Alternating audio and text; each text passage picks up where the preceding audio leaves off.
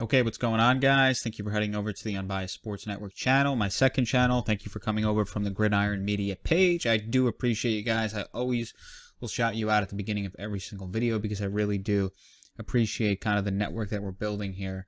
I'm trying to give you guys as many updates and as much news as possible so you can go out there and make your own decision. I'm not going to tell you guys how to think. That's up to you. So I'll just try and give you guys as much information as possible. And then it's up to you whether you think a move is good, bad, whether you think the Giants are great, or whether you think that they're overrated. I don't know. That's up to you. So the New York Giants are 7-2. They just beat the Houston Texans off of their bye week. And so let's get into that. Before I get into that, actually, if you could subscribe if you haven't already, would appreciate it. If you give this video a like, if you can send a comment, would also appreciate that as well. Let's get into the news. So let's start with the New York Giants. 7-2, big win, right? Let's talk about Daniel Jones, the highest passer rating in a game this season by any quarterback. We know the situation with Jones. They declined his fifth-year option, right? So he is going to be a free agent at the end of the season. They're going to have to make a decision on Daniel Jones. Right now, the Giants are sitting at 7-2. Daniel Jones has started each and every game for them. Daniel Jones has thrown 2 interceptions this season.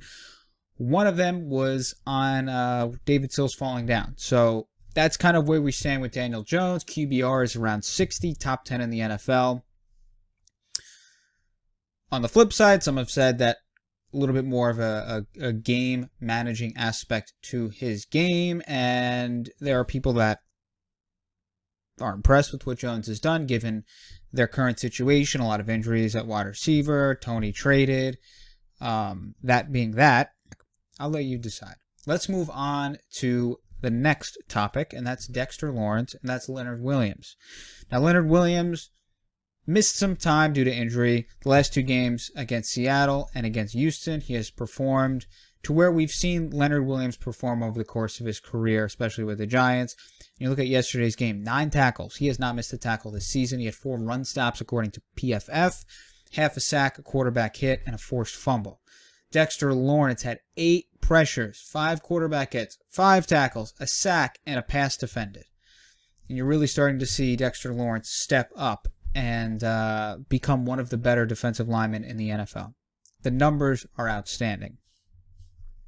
So the New York Giants, the combo of Dexter Lawrence and Leonard Williams, definitely one of the better combos in the NFL, and the statistics are just out there and they prove it. And both performed very well and stepped up when the Giants needed them on Sunday against the Texans. Now let's move on to the final topic here. We'll go through these fairly quickly.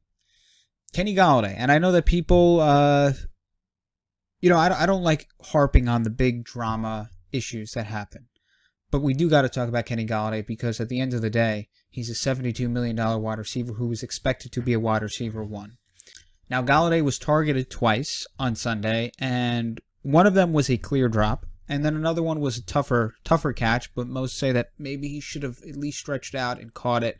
It was tough. It could have gone either way, but at least one official drop on the 2 targets, on the 2 times he was targeted, and in the second half he was essentially benched. You didn't really see him play in the second half, and they went more towards Isaiah Hodgins, who they recently added, former Buffalo Bill. They recently added this week, and we talked about him, and I did a Gridiron Media video on that. I may even done something on this channel as well. A quick note about him as well.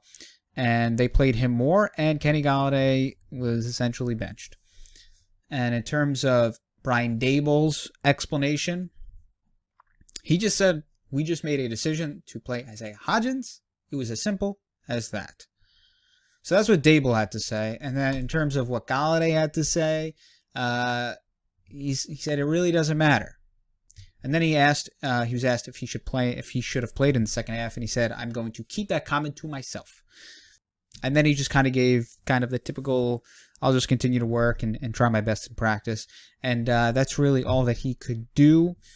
The Kenny Golladay situation is an interesting one. There were a lot of people really pulling for him and thought he was going to have a good week and thought he was going to play well this week. It seemed like from all reports and things that were said at practice that he was practicing fairly well, and some of the video that came out practicing fairly well.